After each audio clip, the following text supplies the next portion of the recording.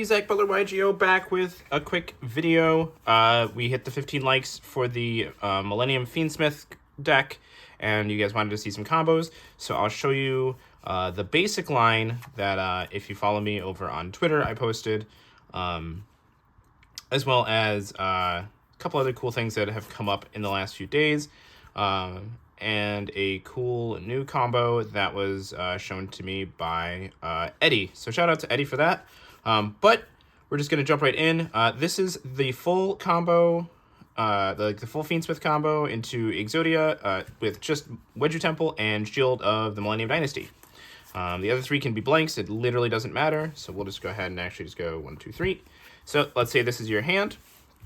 What you'd start off with is Wedge Temple. Of course, this is assuming like you know, they don't have interaction, but this is just to show you some of the basic stuff you can do. So you activate your Wedge Temple, place your shield, and you're going to go ahead and place Sengenja, Wakes from a Millennium, from the deck.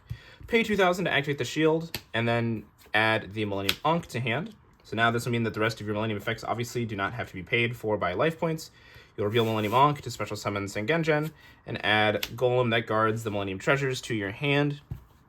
Now you have everything you need to win the game pretty much, because you can just do your full combo. You'll link the two monsters into Moon of the Closed Heaven, which then you'll link into Fiendsmith Requiem. Activate Requiem's effect to special summon Lacrima, the Crimson Tears from the deck, which you will activate to send Fiendsmith Engraver to the graveyard.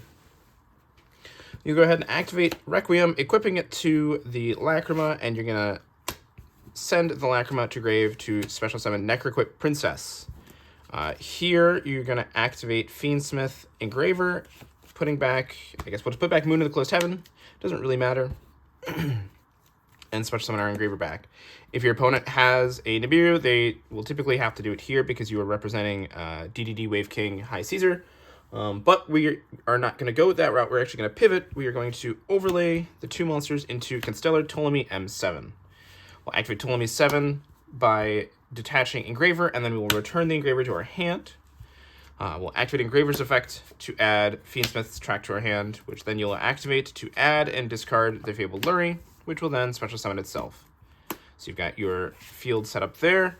Go ahead and link the Constellar and the Lurry into Fiendsmith's Sequence. You'll activate Sequence's effect, returning Lurry, Engraver, and Requiem to the deck to summon Fiendsmith's Desiree. Then you'll take the Desiree and the Sequence to summon Agnum-Day. Now, the reason why I haven't done the Golem here is because that way if I get into Beard, I can still continue to play because I'll have the Golem for later. So you're really holding on to it for the long haul. Then you're finally going to activate the Golem effect to place it in the Spell Trap Zone, reveal Millennium Ankh to special summon your Golem, and add another Wedge Temple to your hand so you have follow-up for the next turn as well. But then you're going to take the Agnum-Day and the Golem, link them together for Silhouette Rabbit. Silhouette Rabbit's going to activate and set Angel Statue Azarun from the deck. And that is literally everything you need, because you can go ahead and now activate Millennium Ankh and reveal the 5 pieces of Exodia to special summon the Unstoppable Exodia Incarnate. Then you'll return the Ankh and the Silhouette Rabbit to the deck, leaving you with the Exodia on the field. Go to the end phase and activate Exodia's effect to set Exod Fires of Rage, giving you a full board wipe, as well as your Spell Trap Negate, and then you pass turn. The reason why this is really good is because when you get to the draw phase, you'll then activate the Lacrima, the Crimson Tears in your graveyard to special summon your Fiendsmith's Agnum-Day from your grave. Agnum-Day will activate to place itself down as an equip spell and summon the Desiree. So now you have a Negate 3, the Exodia to Spell and Trap Negate, the Azarun, which could be a monster summon negation, and the Exod as well. So you have all of this interaction off of just the Millennium or the Shielded Millennium Dynasty and the Wedge Temple.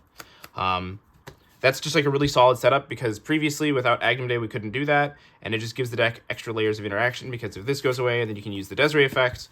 You have the negate here, you have the board wipe here, and it's really hard to play through all that, and you've only used 2 cards in hand, so these 3 other face downs could be literally any card, which can change, you know, the trajectory of things. For example, if you had Heart of the Blue Eyes, you would activate Heart of the Blue Eyes when you have Necroquip out, and you'd get the additional draw there, so that would change things as well. But that is the most basic combo where if you open up with just Wedge Temple and Shield, or like Sengenjen, you can do the whole combo. So that makes the deck really consistent. The next one I'll show you is a line that I just learned the other night. Didn't even think about it, which is really cool. And it's pretty solid so far. All right, everybody, this next combo is courtesy of Eddie. He showed me the idea behind it, and then, or behind his version of it, I changed it to work with the Fiendsmith cards. But shoutouts to him. It does require Melody of Awakening Dragon, which is a card I haven't previously really liked in the deck. I felt like it was a little redundant, but if you guys want to see the updated version of the Fiendsmith deck that does include the Melody of Awakening Dragon, go ahead and let me know down below. Let's get this to like 15 likes and I'll post it, just because we want to get some engagement.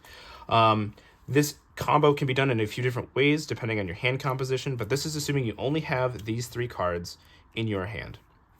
Now, you might be tempted just to lead with Melody, grab your heart, and then not have to pay life points because you can search Ankh, but we're actually going to do this a little differently. We're going to go Sengenjen first, pay 2,000, Special Summon Sengenjen, and add the shield.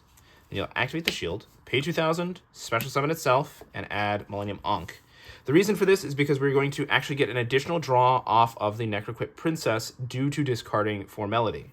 So we're going to go ahead and do the standard Fiendsmith lines where we link link Moon into Requiem, which will then activate to special summon Fiendsmith Lacrima, the Crimson Tears, which is always a Fiendsmith card. Activate Lacrima's effect, sending Fiendsmith Engraver to grave. We're going to activate our Requiem to equip, and then contact fuse those 2 monsters into Necroquip Princess. Now we go ahead and activate Melody of Awakening Dragon, discarding our random monster, to add Arch Nemesis Escados and Heart of the Blue Eyes to our hand. Now, Necroquip will trigger, giving us an extra draw. In this case, we'll just say it's the Exodia head, so you have even more cards than before.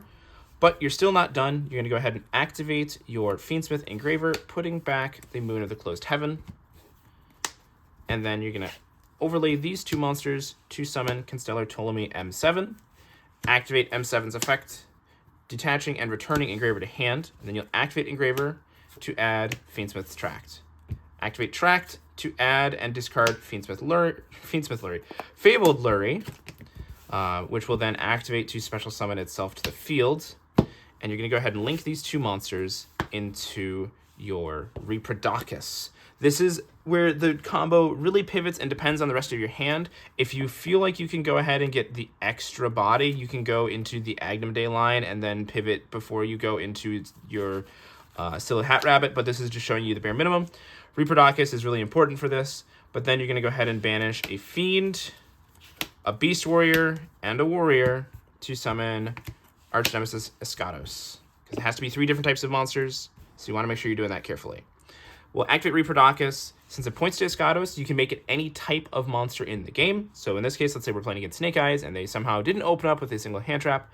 We'll call Pyro with Reproducus, making Escados a Pyro. Then we'll activate Escados' effect, calling Pyro-type monsters, which all of them on the field are destroyed. Also, until the end of the next turn, neither player can special summon monsters of that type. So now they're locked out of Pyros. Then you go ahead and link the Reproducus and Escados into your Silhouette Hat Rabbit, which you will then set Angel Statue Azarun.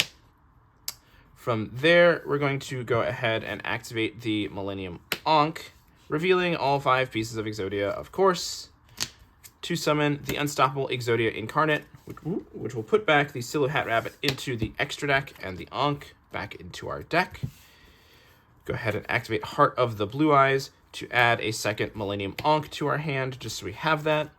Also, this means now that you can do this before you activate the first Ankh. It doesn't really matter, but now it just means that you have a guaranteed follow-up in Ankh next turn, and you have an interaction in the Heart of the Blue Eyes. Should they be able to actually really do anything through the floodgate of Escados, and you have the Lacrima, but we're still not done, because in the end phase we're going to activate Exodia, and we're going to go ahead and set Exod Fires of Rage. So now they can't play their main monster type.